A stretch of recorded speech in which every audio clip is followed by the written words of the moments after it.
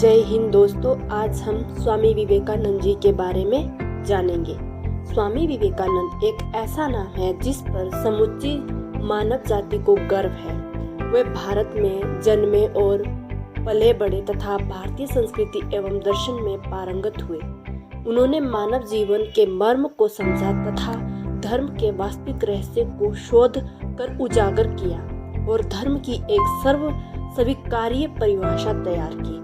America के Chicago शहर में आयोजित सर्वधर्म सभा में विश्व के कोने कोने से आए विभिन्न धर्म प्रतिनिधियों द्वारा अमेरिका व यूरोप के सचेतन नागरिकों के समक्ष उन्होंने धर्म पर भाषण दिया और विश्व समुदाय के सामने यह साबित करके दिखाया कि भारत की पवित्र भूमि पर जन्मा सनातन हिंदू धर्म ही वह धर्म है जो समूची मानव जाति की समस्त समस्याओं का समाधान प्रस्तुत कर मानव सभ्यता को वास्तविक विकास लक्ष्यों की ओर ले जा सकता है।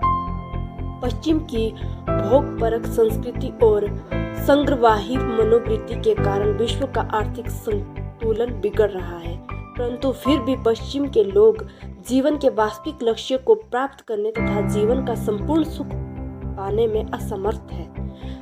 यदि वे भारत में जन्मे और पोषित हुए मानव धर्म को समझे और आत्मसात करें तो न केवल उन्हें अपितु समूचे विश्व को जीवन की वास्तविक खुशियां प्राप्त हो सकती है।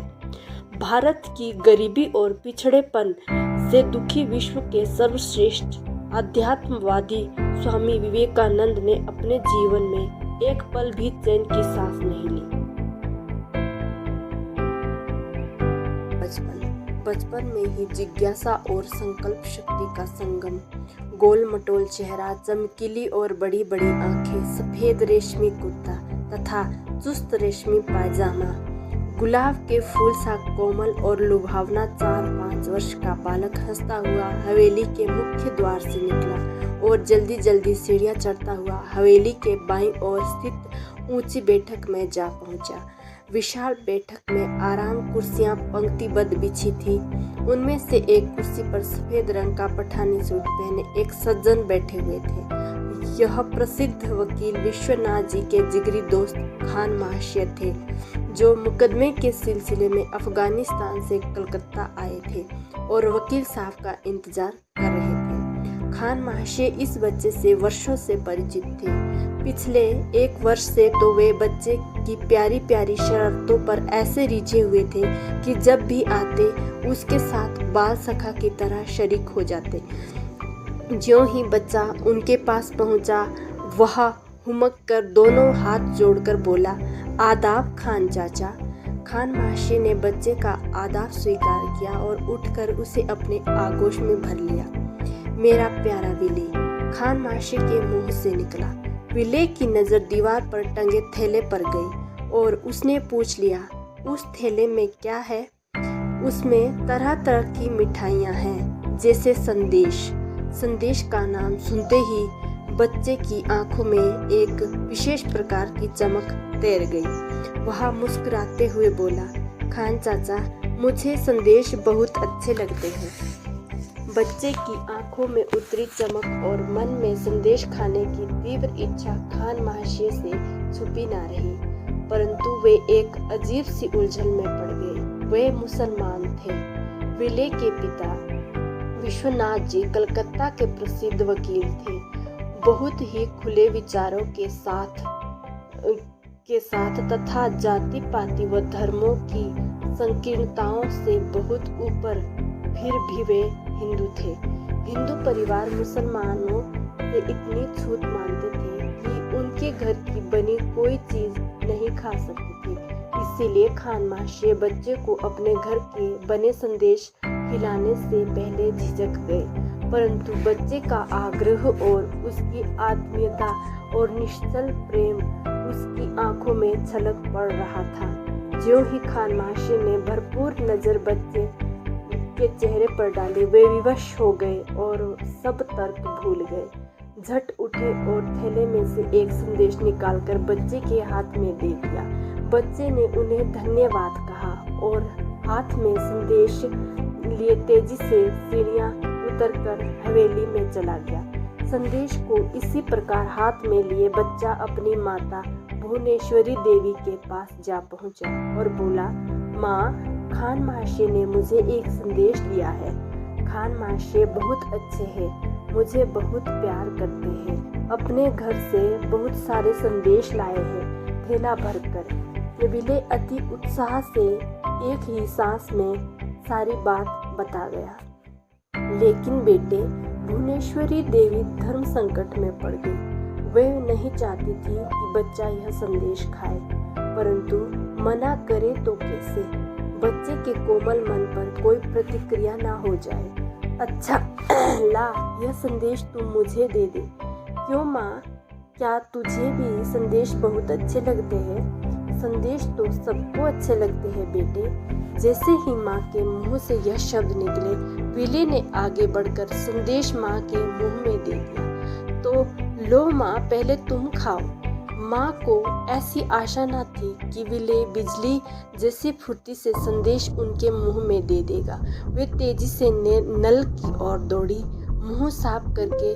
जैसे वे मुड़ी, उन्होंने देखा विले ने संदेश खाना शुरू कर दिया था।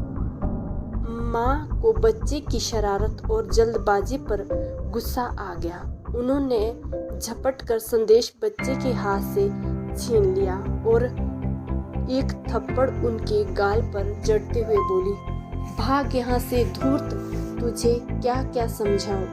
बच्चा रोता हुआ हवेली से निकला और सीढ़ियां चढ़कर बैठक में जा पहुंचा। परंतु यह क्या, खान महाशय तो बैठक से गायब थे।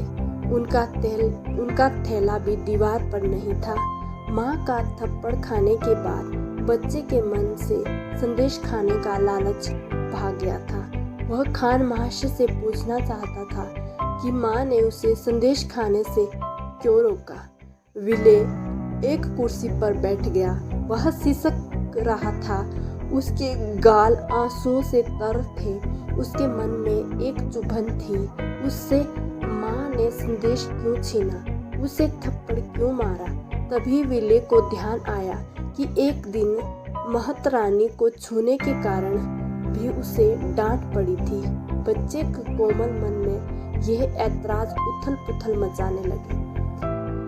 वह कुर्सी से उठा और फर्श पर बिछे लाल कालीन पर खड़ा हो गया। उसने एक नज़र बैठक की साज सज्जा पर डाली।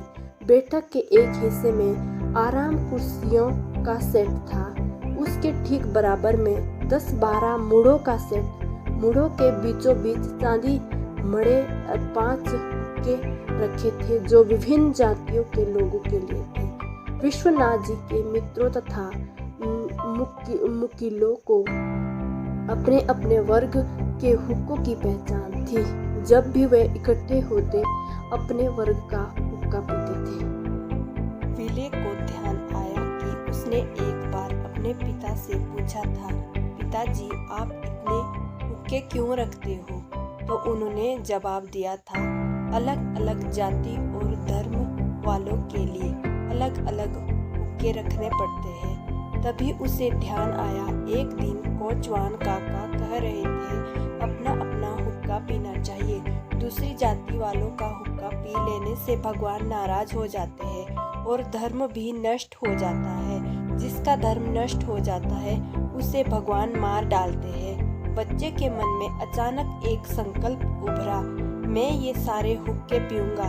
ऐसा करने पर मेरा धर्म नष्ट हो जाएगा और भगवान नाराज हो जाएंगे। जब भगवान नाराज हो जाएंगे तो वे मुझे मारने के लिए आएंगे। जब वे मुझे मारने के लिए आएंगे तब मैं उनसे पूछूंगा कि खान महाशय के हाथ से संदेश ले लेने पर माँ ने मुझे क्यों मारा। उस दिन महतरानी को छूने पर माँ ने मुझे क्यों डांटा था। फिर भगवान मुझे सारी बातें बताएंगे। नहीं बताएंगे तो मैं उनसे रूठ जाऊंगा।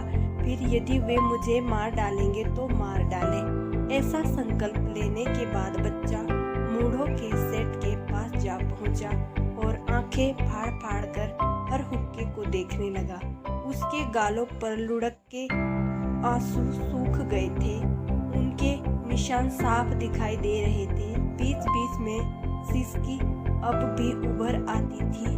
5 वर्ष की आयु में बड़ों की तरह एहसास करने वाला और विवेक से हर जानकारी की विवेचना करने वाला यह विलक्षण बालक नरेंद्र नाथ दत्त था, जो आगे चलकर स्वामी विवेकानंद के नाम से विश्व भर में